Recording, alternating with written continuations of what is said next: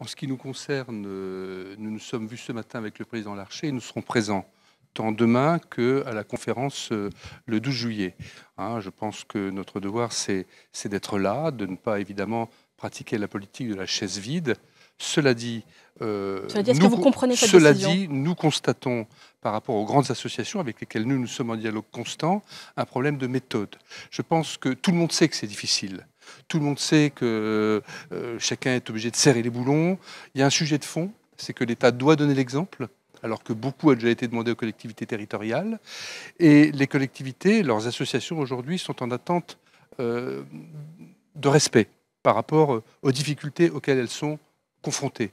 Moi, j'ai beaucoup d'estime pour le Premier ministre et dans bien des domaines, le gouvernement fait du bon travail.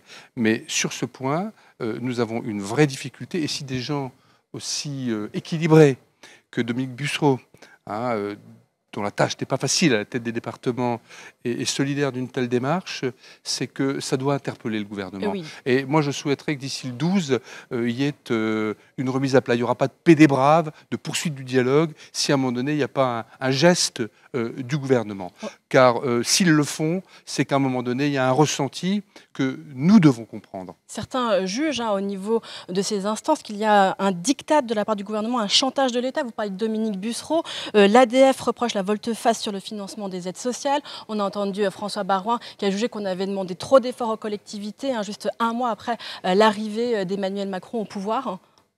Oui, non, mais tout ça, ce sont des questions qui sont sur la table depuis longtemps. Nous, à la délégation, nous avons reçu toutes les associations, encore la semaine dernière, les départements. Et il y a d'un autre côté le travail qui a été fait par Alain Richard et le préfet Bure, et qui naturellement fait des propositions qui font débat, parce qu'il y a toujours des gagnants et d'aucuns qui considèrent qu'ils sont perdants d'une démarche, notamment en matière d'autonomie fiscale. Donc moi, là, j'ai pas vocation à trancher et à arbitrer. Je reconnais que la tâche du gouvernement n'est pas facile. La tâche des associations représentant les communes, les départements, les régions, tout ça, après toutes ces réformes, à un moment de mutation à toute vitesse, de baisse de dotation, c'est extrêmement difficile. Il n'y a qu'un chemin, c'est le dialogue. S'il y a aujourd'hui ce boycott, c'est qu'à un moment ou à un autre, il y a eu une maldonne, un malentendu, une incompréhension, une maladresse, un manque de respect. Il faut reprendre la main. Et pensez-vous que le dialogue, justement, puisse être renoué quand on voit ce boycott de la Conférence nationale des territoires? C'était l'instance de dialogue principale. Et là, est-ce qu'elle se réduit à peau de chagrin? Si vous voulez, le boycott, c'est un cri d'alarme.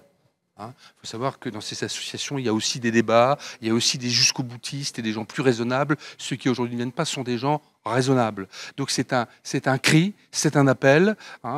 Ce n'est pas définitif, ça n'est pas fermé. C'est au gouvernement maintenant de prendre l'initiative, c'est au Premier ministre de reprendre l'initiative. Et j'espère que demain matin, où nous serons présents, nous entendrons des signes d'ouverture en direction de ces associations qui sont respectables. Merci beaucoup.